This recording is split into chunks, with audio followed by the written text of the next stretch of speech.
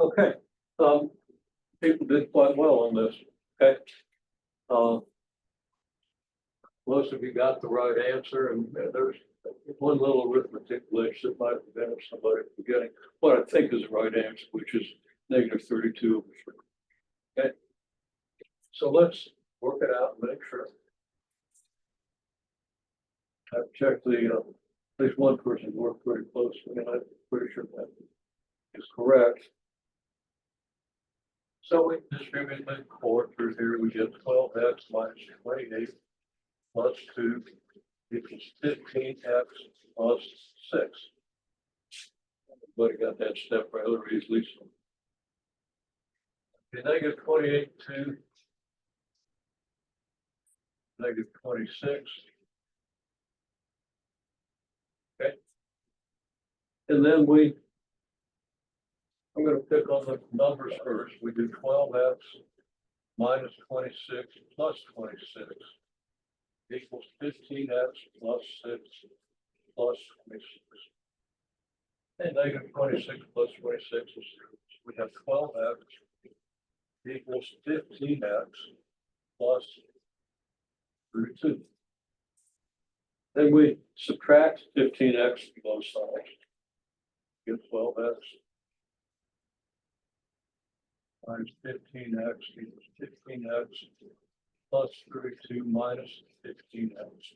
I almost wrote plus 32 or minus 32. Last number I saw, I wanted to do something. Yeah, we got to subtract the 15x is after we did on this side. Okay, convincing myself. Okay, so we have -3x equals 32. -3x over -3. Yeah, equals 32 over -3. X equals -32 over 3. Then we can check it. Let's just run through the check just to see what we can do with these fractions. But fractions make the calculation just a little more involved, and there's much more chance for error. So leave himself a little more room and a long expression.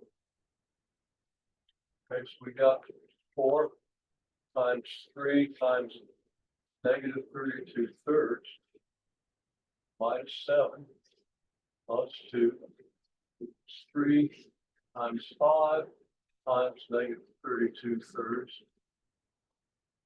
plus 2. Well, that's easy. It is kind of easy, but it's kind of a mess. But we'll go ahead and begin by doing some multiplications. Now, 3 times -32 over 3. This 3 divides this 3, and we have -32 minus 7 plus 2. This side, we're going to get fraction. 3 times -160 over 3 plus 2. Now we've got a fraction over here. We don't have any fractions over here. So those fractions over there better go away. Of course they will when we multiply through by 3. Okay.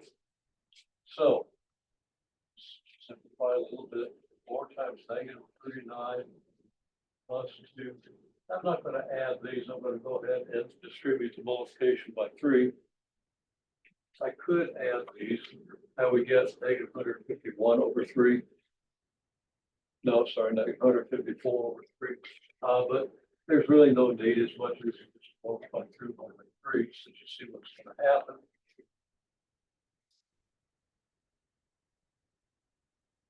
So we have this.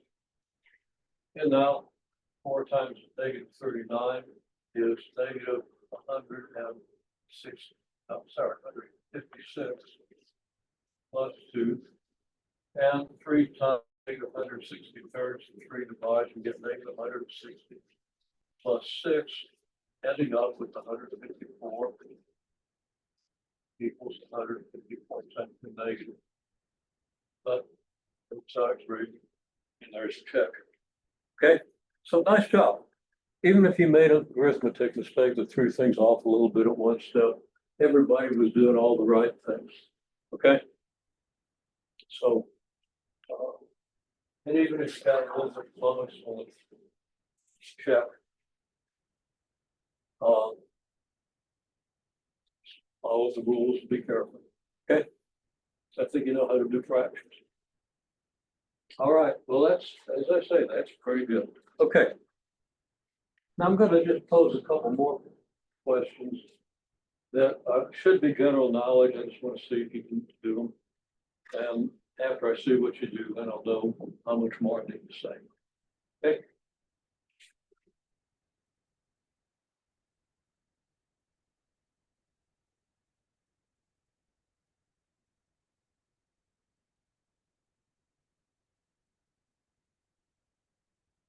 Five percent of 17.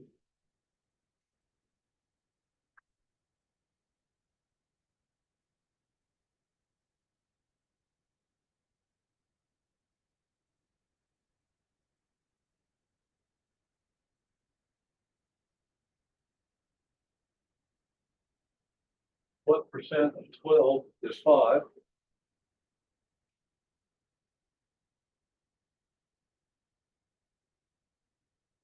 And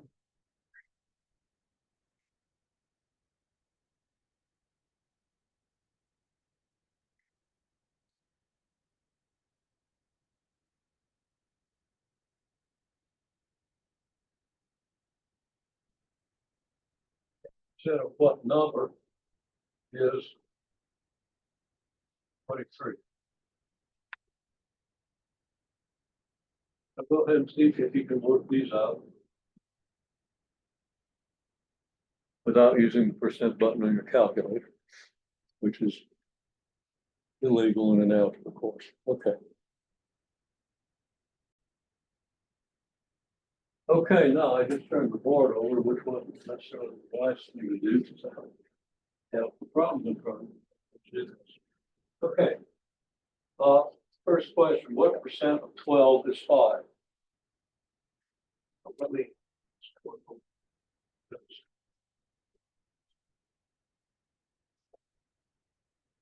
Catch it off the screen over here. Still on that post. Okay, hopefully I remember not to write it on the screen. Okay, 5% of 17.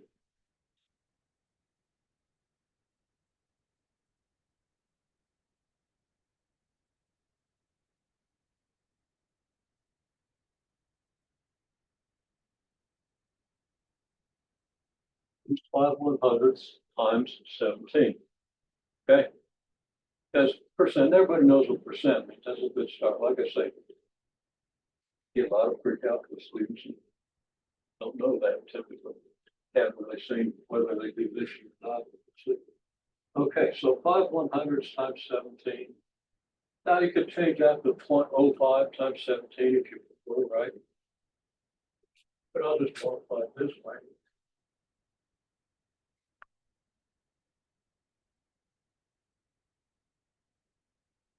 And 17 over 1 just to make sure.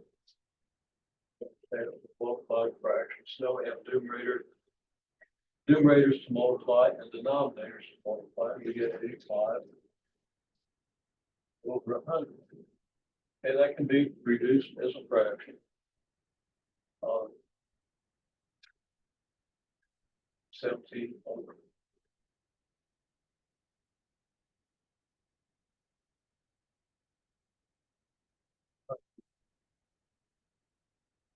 Sorry, 17 over 20.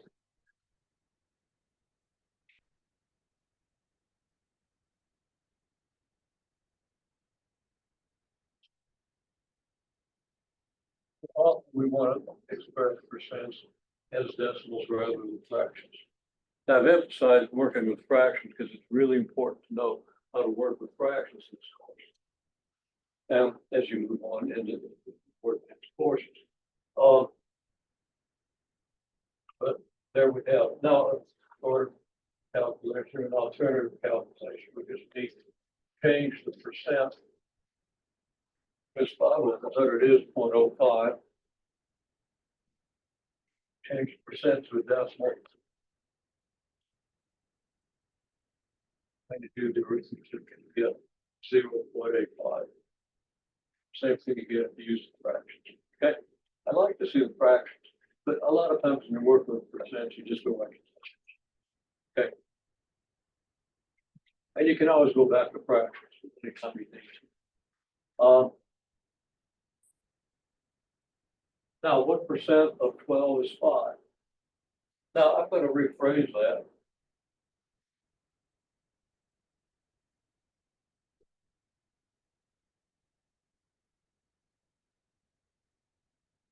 Okay, they're just really asking how big is 5 compared to 12?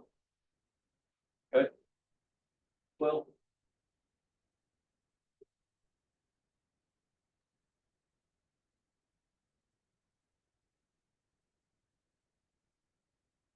okay, now I'm going to approximate this.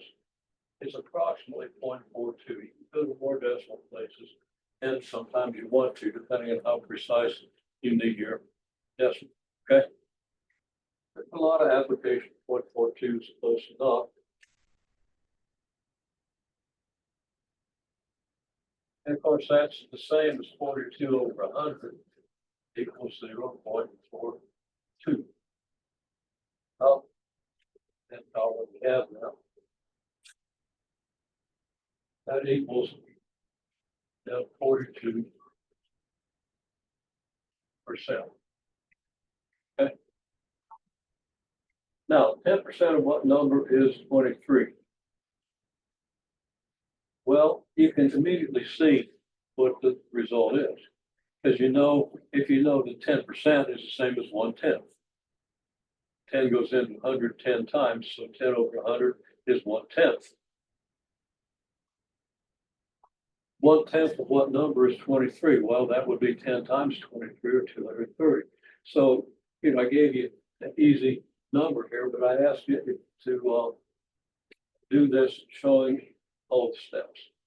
Okay, and without taking shortcuts. You got a shortcut for 10%. So what I'm going to say is this becomes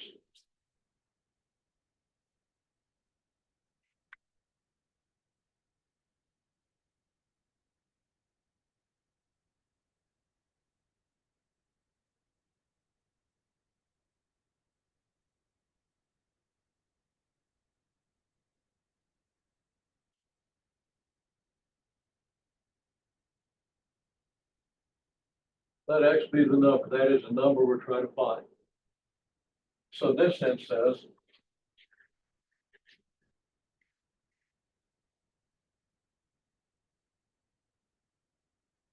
ten percent of X is 23. Okay. Now that translates immediately into an equation. This says that 0.10 times X equals 23. A simple linear equation. And I'm going to ask you to solve it just to help reinforce this. You just solved a much more complicated linear equation. With the decimal, it might throw you a little bit. I want to see if it does. We'll talk about it a little bit. Yeah, I'm sorry that everything wasn't on the board, but it is now. Okay. So I got 410x equals 23.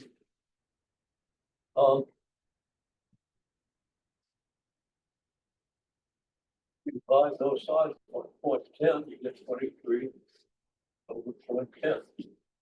And just so everybody was divided 23 by 0.10. Okay. Sometimes the equation was here and the division was out there in the ozone someplace, but it was somewhere in your paper and I could find it. Okay. It's okay. So now we got to do 23 divided by 0.10, but we see the 10.10 divides 0.10, which is X. So now we do the long division. 0.10 into 23. And the decimal goes there on the 23, right? But now, you know, your rule is you move your decimal over. two places. Then you have to move this decimal over two places, which is gonna now give you a 0, 0 here, and the decimal is now here. Okay? And when you do that, 10 into 230, of course, gives you 23. That gives you 230. And then you have zeros, 10, 0, 0, and now you have your decimal point. Okay?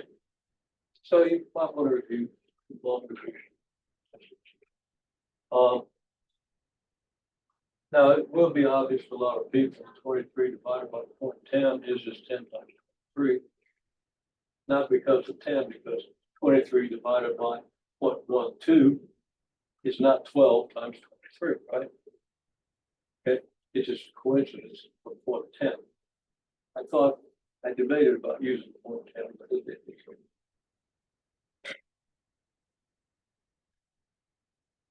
Common and simple operation is my test, and you can also do it by just moving down.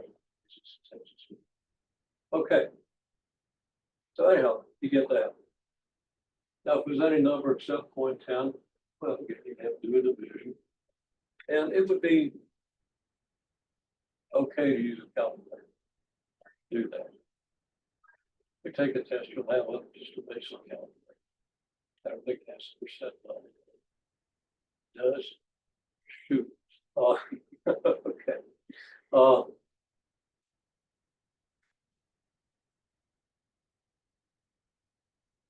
All right, any question on that? So we're going to do a few harder problems with percents.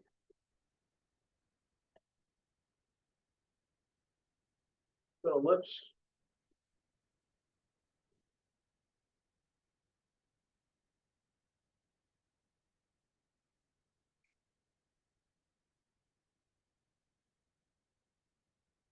go to this question.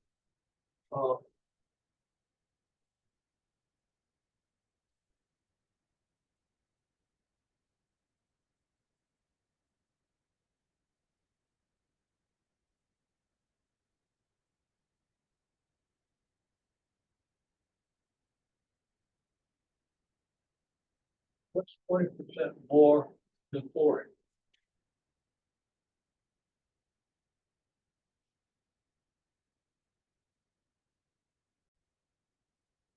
Okay, I'm going to give this a context. Because, you know, a lot of people want to write 20% plus 40. That's 20% plus 40 is just 40.2. Okay, so what do we mean by 20% more than 40?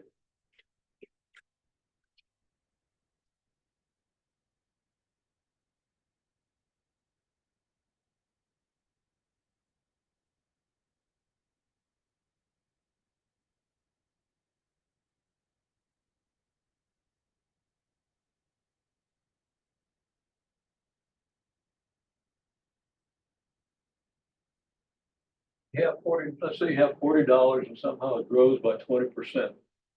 Okay.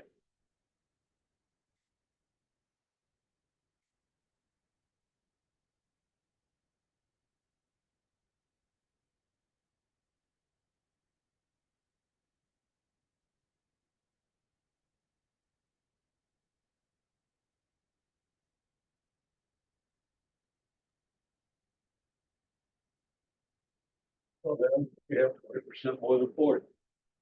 That makes sense. And that's important, like, you know, figure out your lifetime financial plan, which of course, depends on what kind of job you get, how much money you make. But, you know, once you get an idea of all that, maybe you have one at this point, then you make a plan and you're going to have to be able to think in terms of percents or you're firing blind. Okay. So this idea is really kind of important to your financial plans. Okay. You take somebody's word for what you ought to do. If you got somebody honest that knows what they're doing, that can be good. But it's good to be able to understand it yourself, even if you're taking somebody else's advice. Um, so does this make sense? If you got $20 and it grows by 20 or $40 and it grows by 20%, then you're gonna have 20% more than $40. Okay?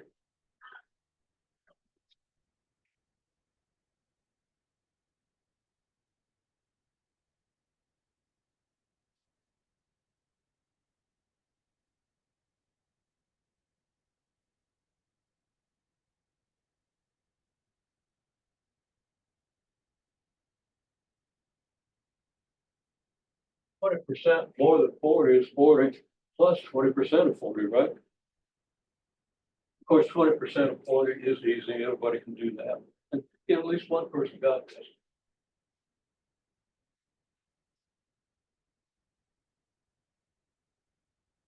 So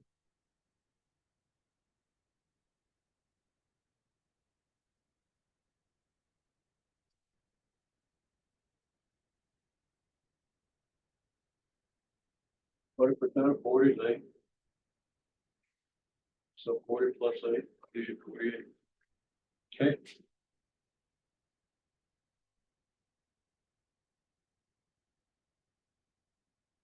That lock in? Make good sense to everybody. You want to think about it. You're gonna see it in open math. I did another example. We have other things we're gonna talk about. So if we come back to this idea, this is the idea that if $40 grows by 20%, you don't get 40 plus 0.20. You get 40 plus 20% of 40, which is 40 plus 0.20 times 40. I'm going to say just a little more about this.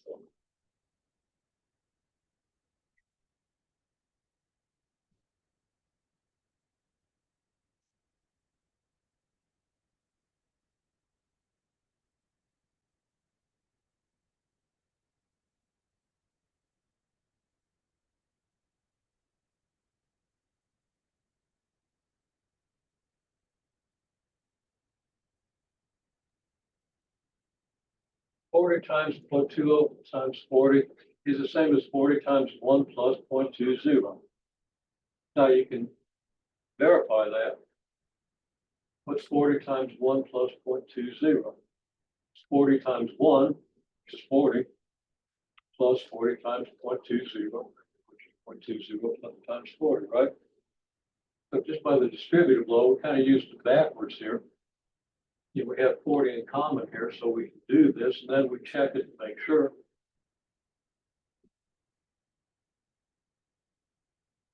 And of course, this equals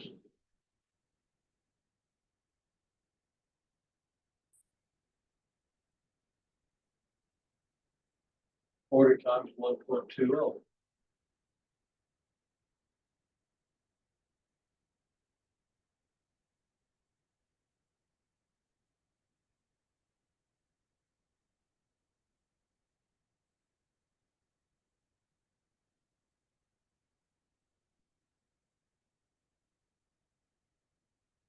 The 20% more than whatever is 1.20 times whatever. Okay. And this idea is really important for understanding compound interest. And we're not going to talk about that. It's beyond the scope of this course, but it comes up. Exponential, it gives you an exponential function. And to understand what an exponential function is, it's really good to understand this. Okay. Plus, you just want to understand this. That's something you want to kind of work to understand because it sharpens your thinking to understand it, even if you don't use it until long after you've forgotten it. It'll still kind of be there. It will be important for calculus. Okay. It's important for financial planning, for understanding how compound interest works.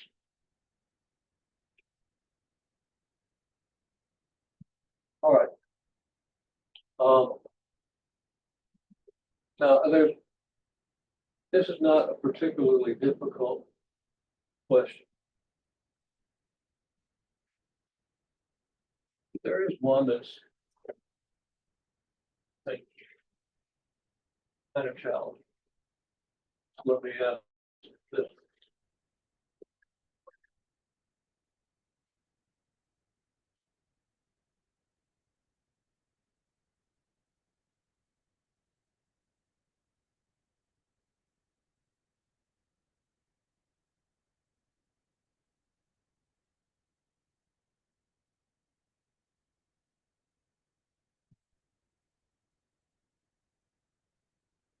Age is 20% more than what number?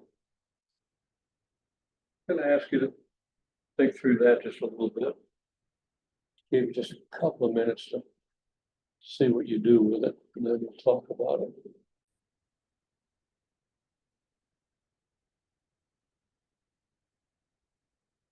Okay. Now, people doing, you start not just by doing percent calculations. It's not gonna get you where you want to go. You need to write an equation. One person did. And everyone's in a little trouble seeing what the equation might be, but here's the equation.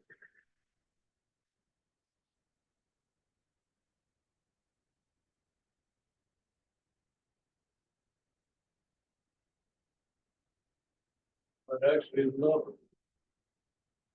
Now,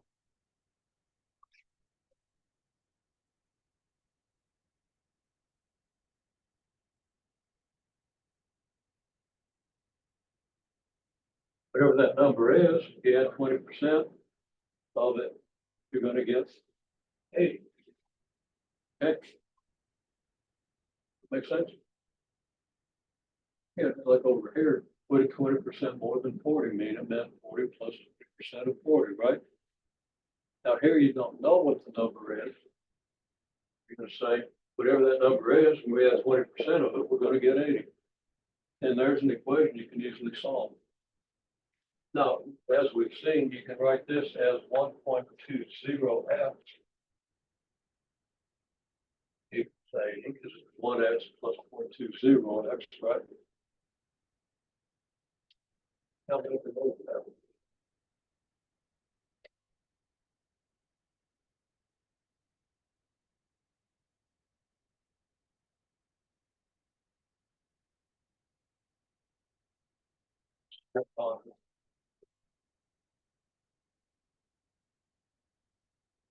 Now we've got that equation. We solve that equation. Well, yeah, you have a really good with linear equations. It's just a simple linear equation. It's a one-step equation.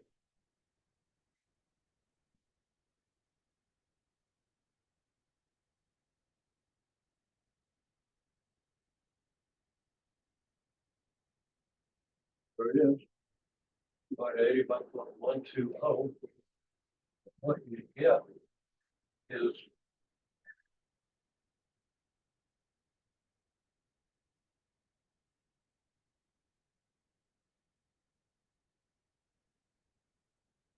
(66 2/3).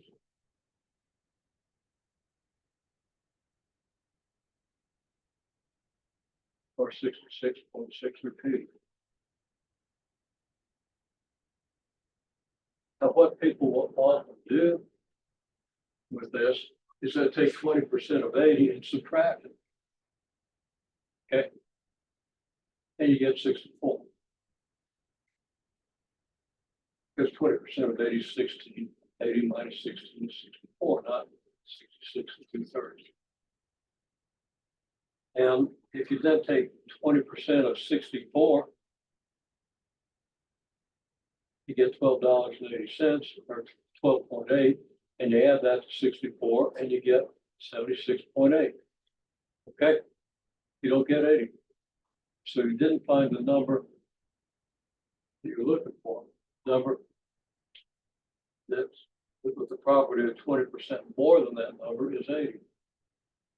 Take 20% of this, you get 13 and a third dollars, 13.3 repeating, and you add that to this and you get 80.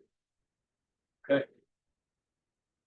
So you got to think it like this. And that really is a good alternative. You can't just take 20% of something and subtract it from 80 because you don't know what something is. After 20% of this number that you don't know. Okay. So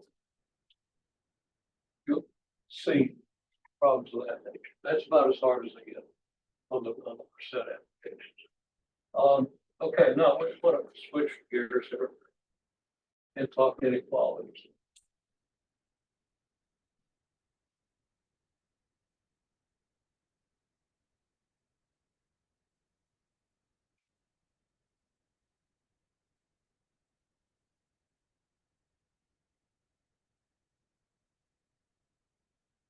Right, an inequality.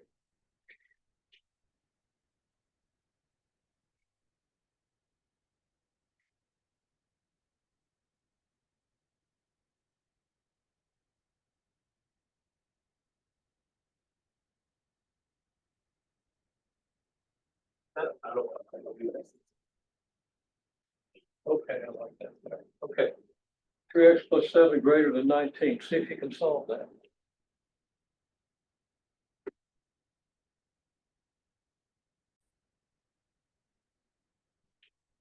Okay. Very good. Steps are just like solving an equality, right? Do 3x plus 7 minus 7 is greater than 19 minus 7. Which gives you 3x is greater than 12. And then divide both sides of that group.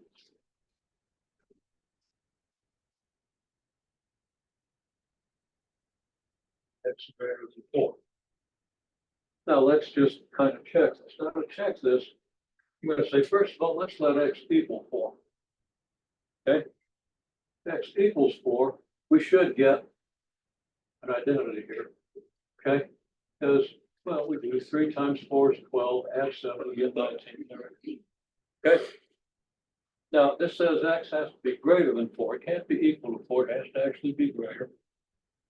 Now, we could have had a greater than or equal sign here, in which case equal 4 would be legal, right? But let's pick a number greater than 4, like 5. Number close to 4 that's a little bit greater. Put in 5, we get 15. 3 times 5 is 15 plus 7 is 22. Is 22 greater than 19? Yeah. Okay. So it looks like we probably got it right. But of course, then if x is less than 4, this has to be false, because if there are any numbers less than 4 that satisfy the equation, they'd have to show up in the solution. So let's let x equal 3. Well, if x is 3, you got 3 times 3 is 9, add 7, you got 16. 16 is not greater than 19, so 3 is not a solution.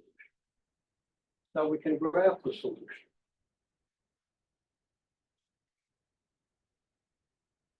Here's the number line. Here's 4. I don't know where 0 is. It might be here, it might be here, it might be here, but here's 4. This number line goes on to the right of 4. It comes at 4 from the left, right? Okay, so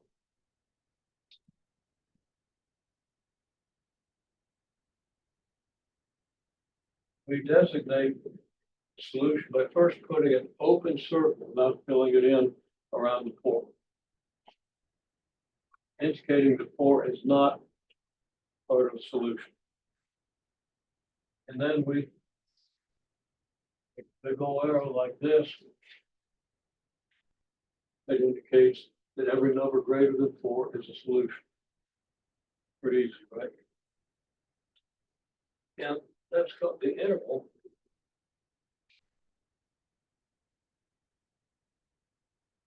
Is designated like this. For infinity. Okay. That means every number from 4 on toward infinity. In other words, forever. Take all the numbers greater than 4. Okay. It can't equal infinity because you never get it. It's not a real number. So we use an open bracket here that indicates that we don't include infinity as one of the numbers because it is an even number. And on this side, we use an open parenthesis indicating that 4 is not part of the solution. Familiar with this? Open math. 3/4. I got to make you call. That's it. Okay. Um, so let's take another example.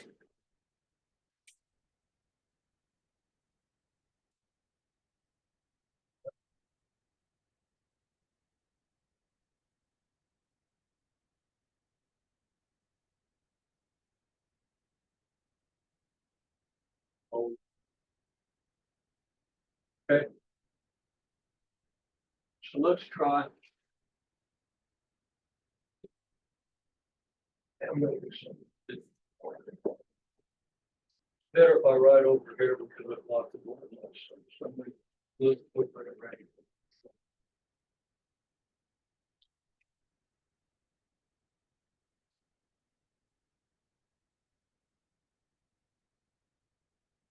I'm opening the camera just a little bit.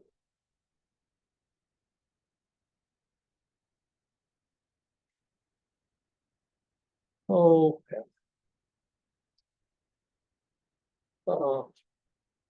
There we go.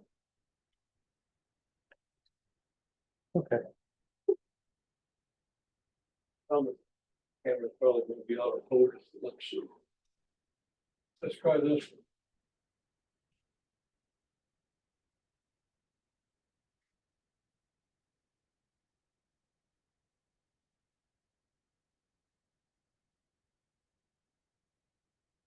Go ahead and solve that and see what you get. Okay, now you got to resolve this. Well, let's just do it. You get 2x plus 7 minus 7. Well, 8x minus 2 minus 7. So 2x equals 8x minus 9. Then you subtract 8x from both sides.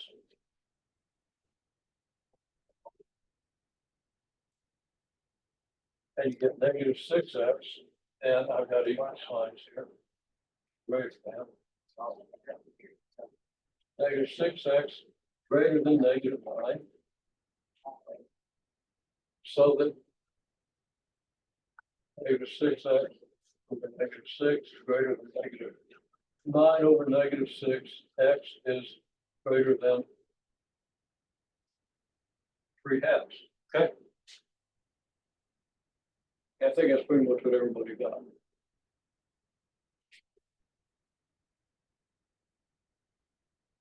That maybe negative 9 over 6. That's 3/2. Okay. So what's a number close to 3/2 but greater than 3/2? 2, right? 3/2 is 1.5. Count a half, 1.5. So the integer closest to this, integer closest to this, it's also greater than this, is 2. So we'll use 2. We could use a different number greater than 3. Now you use 10. Okay, but if x is 2, what do you get? Well, plug x equal 2 back into the equation and see what you get.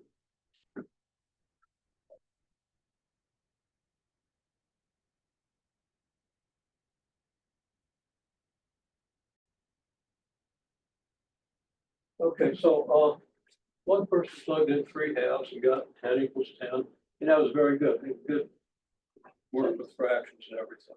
Okay. Now what I asked you to use was the smallest whole number greater than 3/2, and x is greater than 3/2 to see what happens. So if you do, and if you did it with fractions, you take my word for it.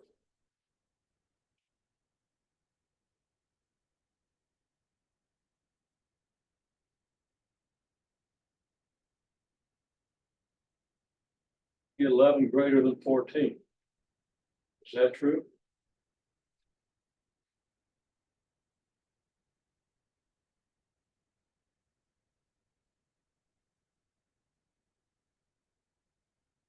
Now somebody else solved the problem. One of you solved the problem by getting the x over here, and you got 3/2 greater than x. Okay.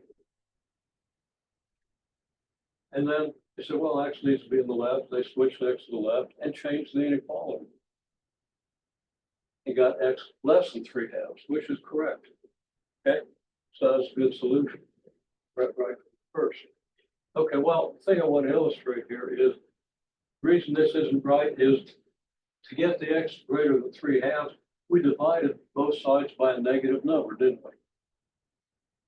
Okay. So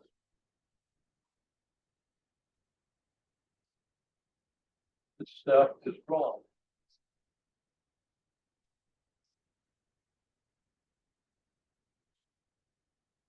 If you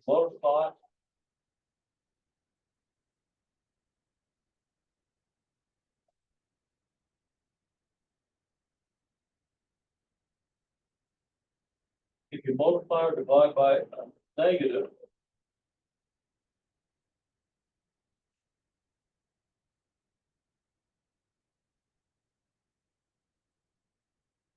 the inequality reverses.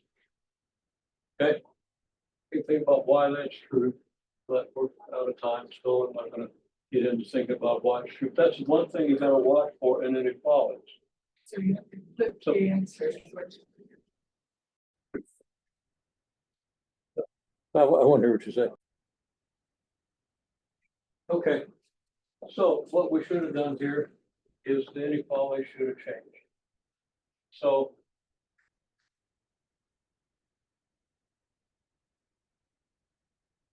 inequality here changed. Okay. And open math is going to tell you that too. It's a simple rule if you remember to use it. Okay. If you're used to solving equations, we don't have to do that. It's easy to just go through the details and write it down the way you think it ought to be. But if you test it, then you're going to discover that you didn't get it. So we tested here. And what would happen then, if you do a test with some number that's greater than 3/2, it's going to be false, which contradicts your solution. And that reminds you, oh yeah, look, I divided by negative, I've got to flip it. That's another good application of checking. And y'all have been very good at checking. I'm impressed. I've never had a class where everybody actually checked their work. I think we're all trying to ask you about this.